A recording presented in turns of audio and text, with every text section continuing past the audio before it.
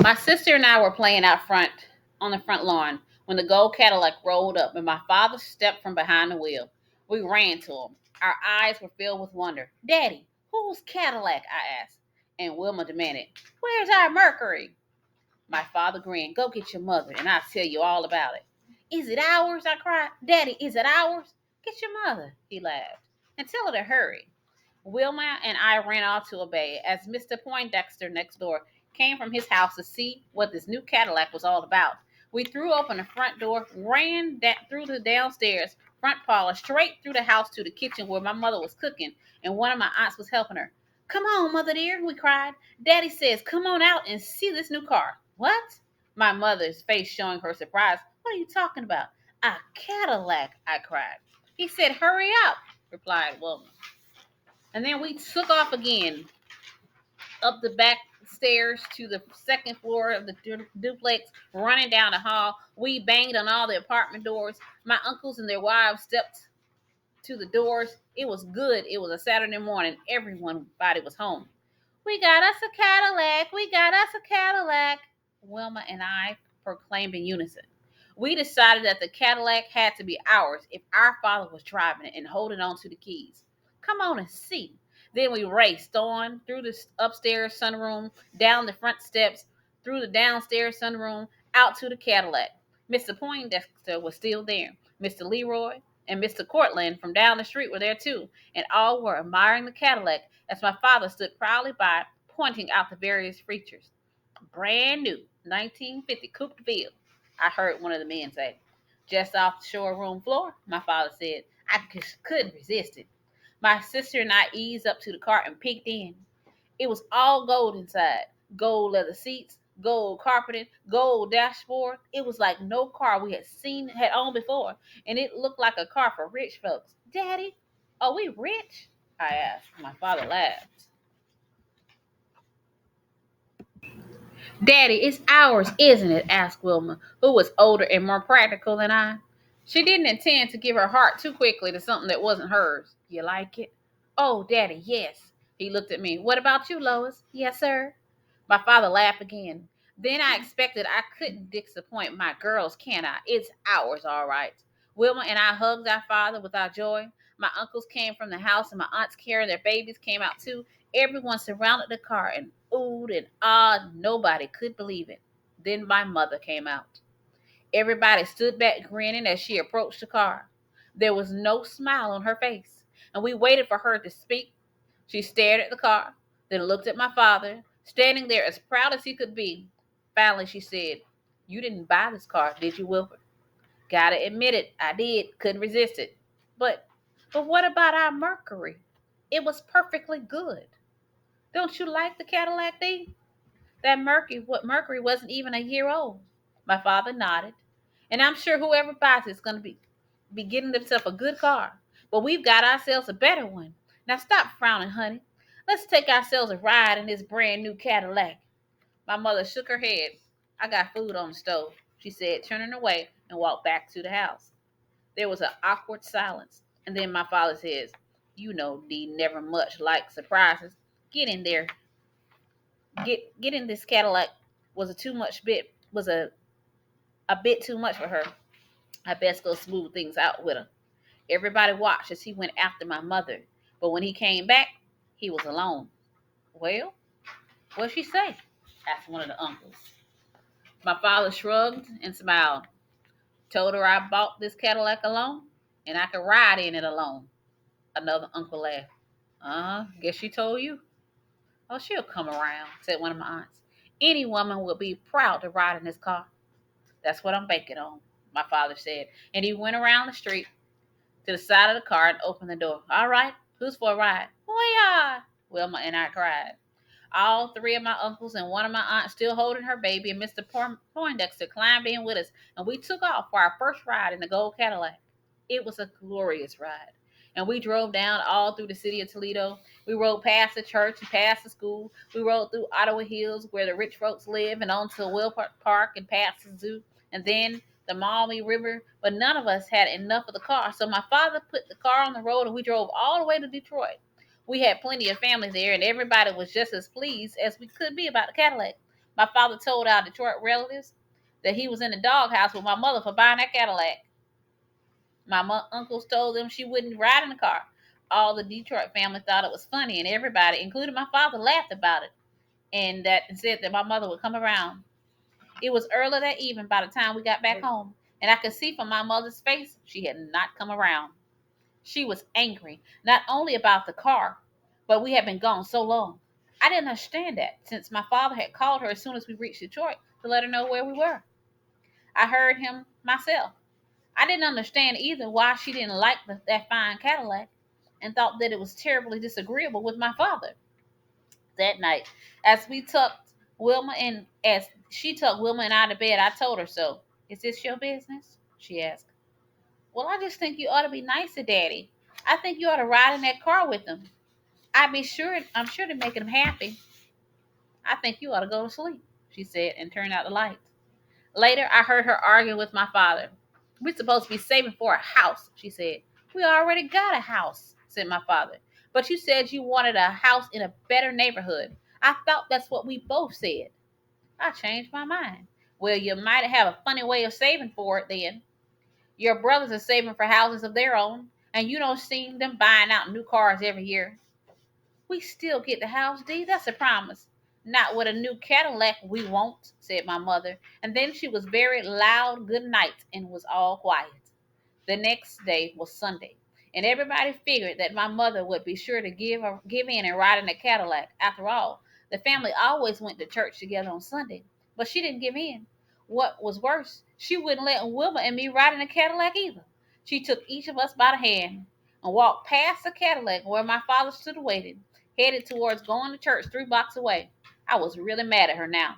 I was looking forward to driving up into church in that gold Cadillac and having everybody see. On most Sunday afternoons during the summertime, my father, my mother, Wilma, and I would go for a ride. Sometimes we rode around the city and visited friends and family. Sometimes we made short trips over to Chicago or Peoria or Detroit to see relatives there or to Cleveland, where we had relatives too. Well, we could see the Cleveland Indians play. Sometimes we joined our aunts and uncles and drove in a caravan out to the park or to the beach.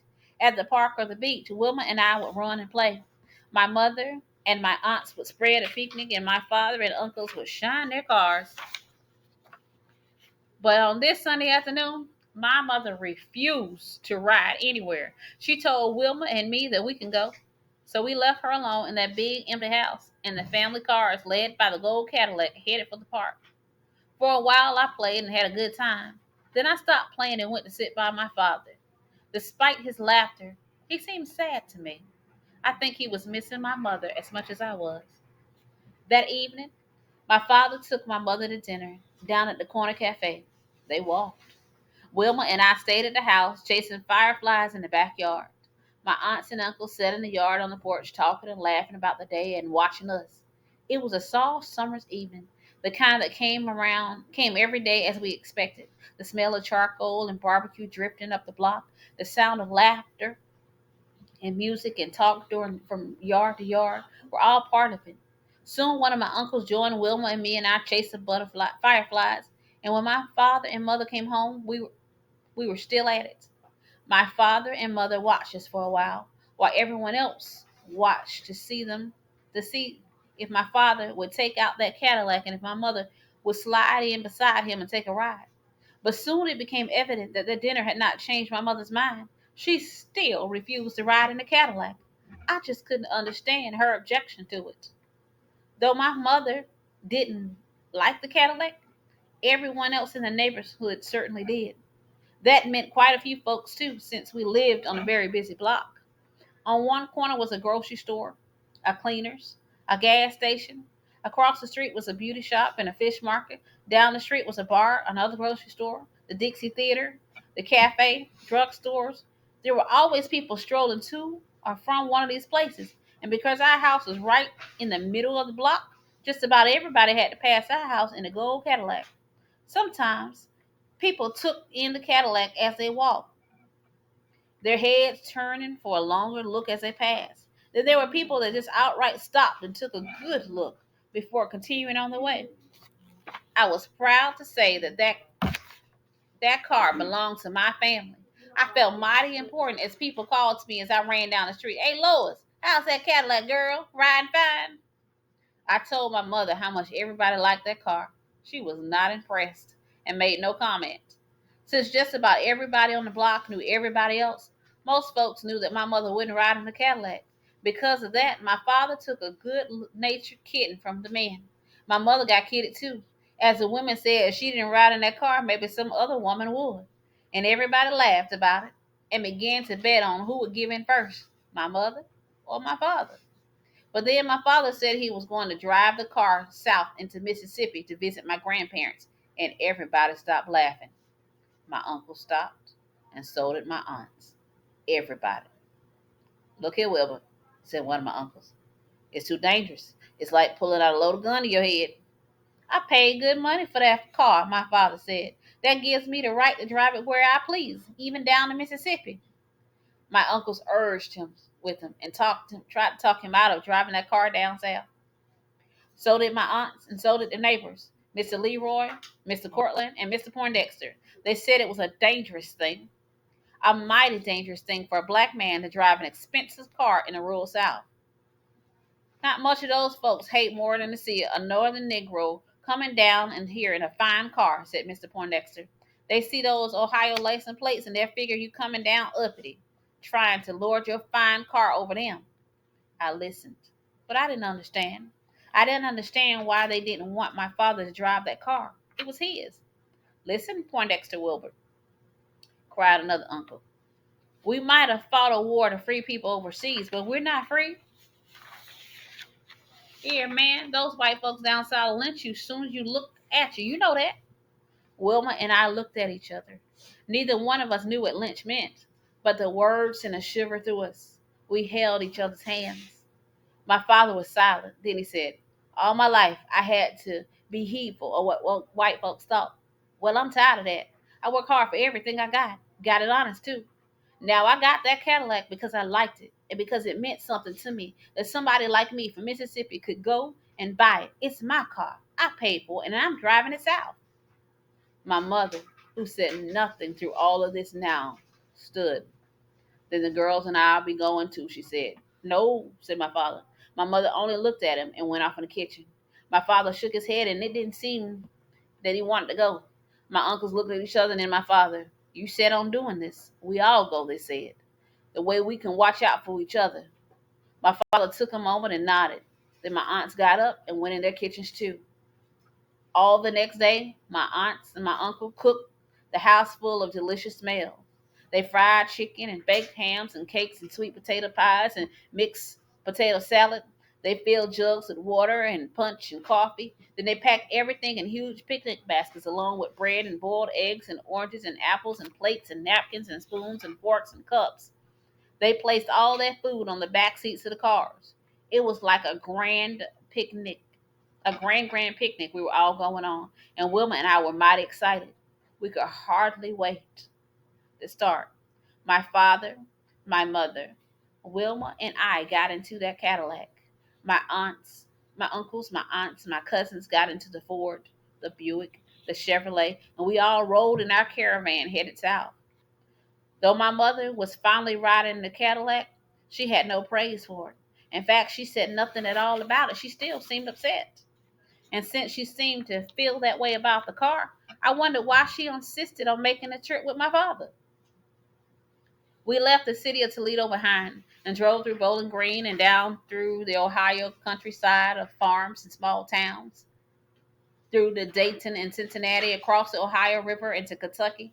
On the other side of the river, my father stopped the car and looked back at Wilma and me and said, From here on, from here on, wherever we stop, there's white people around. I don't want either one of you to say a word, not a word. Your mother and I'll do the talking. That understood? Yes, sir. Both Wilma and I said, though we didn't truly understand why. My father nodded, looked at my mother, and started the car again. We rode on down Highway 25 through the bluegrass hills of Kentucky. Soon began to see signs that read white only, colored not allowed. Hours passed and we left the bluegrass state and on into cross Tennessee. Now we saw even more signs saying white only, colored not allowed. Hours later, we went through the bluegrass state. We saw the sounds above the water fountains in the restaurant windows. We saw them in the ice cream parlors and the hamburger stands. We saw them in the front of hotels and motels and on the restroom floors of filling stations. I didn't like the signs. I felt like we were in a foreign land. I couldn't understand why the signs were there, and I asked my father what the signs meant. He said they meant that we couldn't drink from the water fountains. He said they meant we couldn't stop to sleep in the hotels. He said they meant we couldn't stop to eat in the restaurants. I looked at the grand picnic basket and I began enjoying so much. Now I understood why my mother packed it. Suddenly, the picnic didn't seem so grand. Finally, we reached Memphis. We got there at a bad time. Traffic was heavy, and we got separated from the rest of the family. We tried to find them, but there was no use. We had to go on alone. We reached the Mississippi state line, and soon after, we heard a police siren. A police car came up behind us. My father slowed the Cadillac, then stopped. Two white policemen got out of the car. They eyeballed the Cadillac and told my father to get out. Whose car is this, boy? They asked. I saw anger in my father's eyes. It's mine, he said. You're a liar, said one of the policemen. You stole this car. Turn around and put your hands on top of the car and spread eagle, said the other policeman. My father did as he was told. They searched him, and I didn't understand why. I didn't understand either why they had called my father a liar and didn't believe that Cadillac was his. I wanted to ask, but I remembered my father's warning not to say a word, and I obeyed that warning. The policeman told my father to get in the back of the police car. My father did. One policeman got in the back of the other car. The other policeman slid behind the wheel of our Cadillac. The police car started off. The Cadillac followed. Wilma and I looked at each other and at our mother. We didn't know what to think. We were scared. The Cadillac followed the police car into a small town and stopped in front of the police station. The policeman stepped out of our Cadillac and took the keys. The other policeman took my father into the police station. Mother dear, Wilma and I cried. What are they going to do to our daddy? They're going to hurt him? He'll be all right, my mother said. He'll be all right. Well, she didn't sound so sure. She seemed worried. We waited. More than 3 hours we waited. And finally, my father came out of the police station. We had lots of questions to ask him. He said the policeman had given him a ticket for speeding and locked him up. But then the judge had come. My father paid the ticket and they let him go. We started the Cadillac and drove slowly out of town, below the speed limit. The police car followed us. People standing on steps, standing on porches and in porch front stores stared at us as we passed. Finally, we were out of town. The police car still followed us. Dusk was falling. The night grew black, and finally the police car turned around and left us. We drove and drove, but my father was tired now, and my grandparents' farm was still far away. My father said he had to get some sleep, and since my mother didn't drive, he pulled into a grove of trees at the side of the road and stopped. I'll keep watch, said my mother.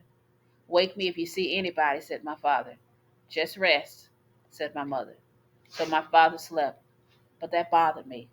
I needed him awake. I was afraid of the dark and the woods and whatever lurked there.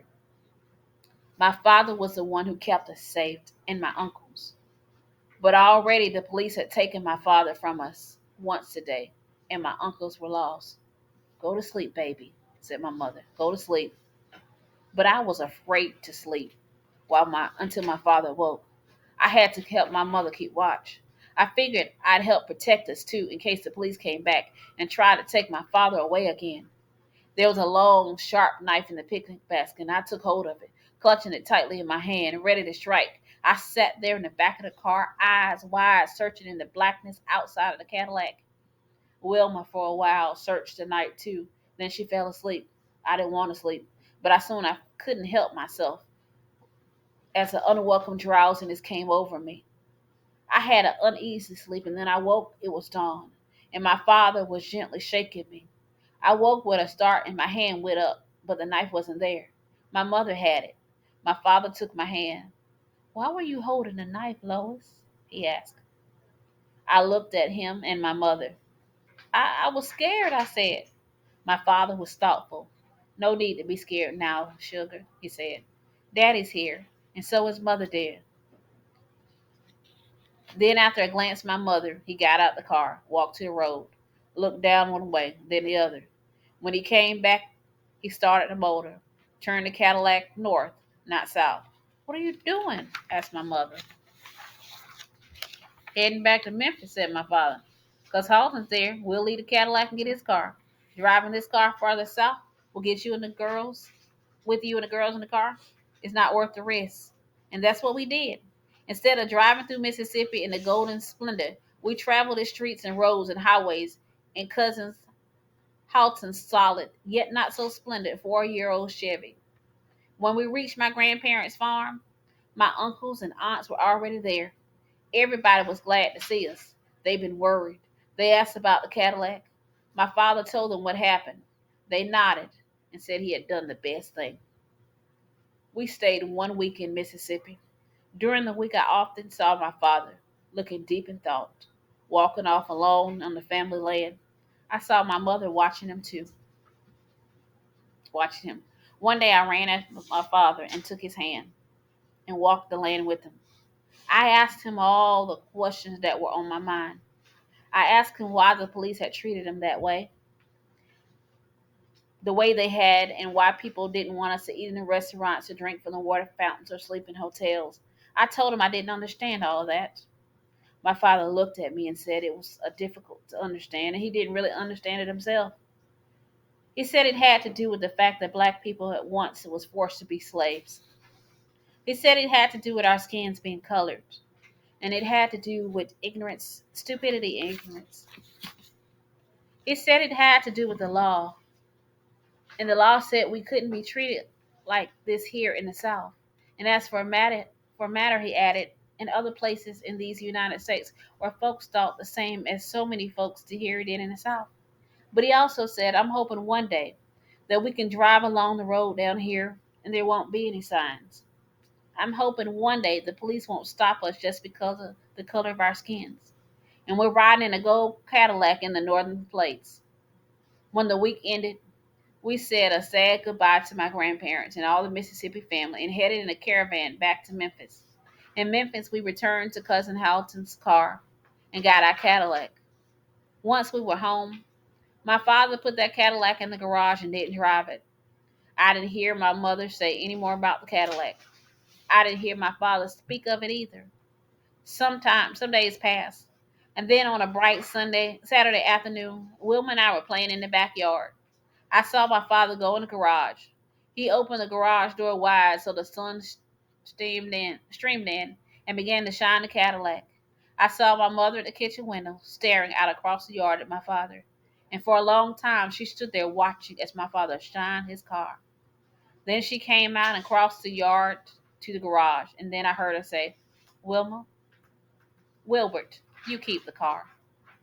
He looked at her as if he hadn't heard.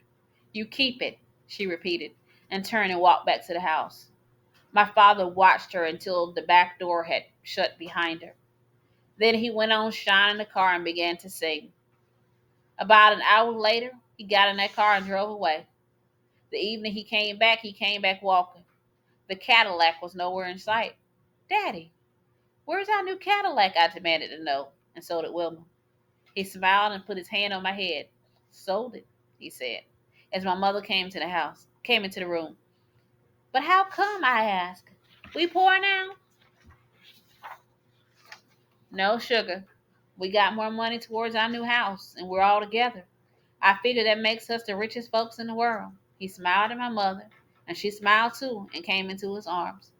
After that, we drove around in an old 1930s Model A Ford my father had.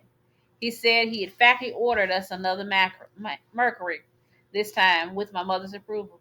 Despite that, most folks on the block figured we had fallen on hard times after such a splashy good showing of good times. And some folks even laughed at us and the Ford ratted around the city. I must admit, at first I was pretty much embarrassed to be riding around in that old Ford after the splendor of the Cadillac. But my father said to hold my head up high. He and the family knew the truth. And as fine as that Cadillac had been, he said it pulled us apart for a while. Now, as raggedy and noisy as that old Ford was, we all rode in it together. And we were a family again, so I held my head up high. Still, though, I often thought of that Cadillac. We'd had that Cadillac only for a little more than a month, but I couldn't forget its splendor or how I felt riding around inside it. I wouldn't soon forget either the ride that we had taken in the South. I wouldn't forget the signs, the policemen, or my fear. I would remember the ride and that gold Cadillac all my life.